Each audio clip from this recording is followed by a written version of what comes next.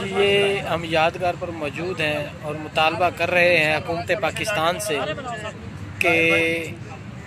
पाकिस्तान से कि Walton camp पर जो संग बुनियाद रखा है 3 हुकूमतों ने, तो वो 3 दिहाइयों से बंद है वो मंसूबा। तो हम वक्त हाकम से ये अपील करते हैं कि फौरी तौर पर जो है उसको बनाया जाए, उसे स्टार्ट किया जाए, उसे ताकि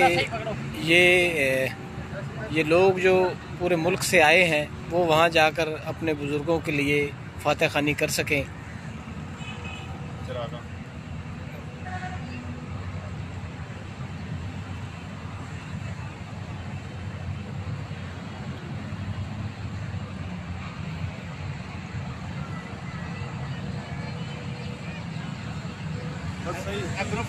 हो गया ख़त्म। जल्दी करो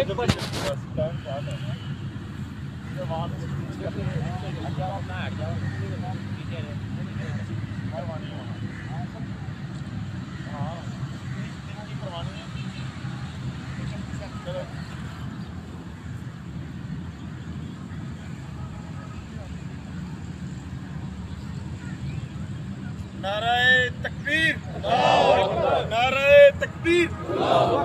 अल सैयद फलाही तंजीम जिंदाबाद, अल सैयद फलाही तंजीम जिंदाबाद, अल सैयद फलाही तंजीम जिंदाबाद। मोबाइल देना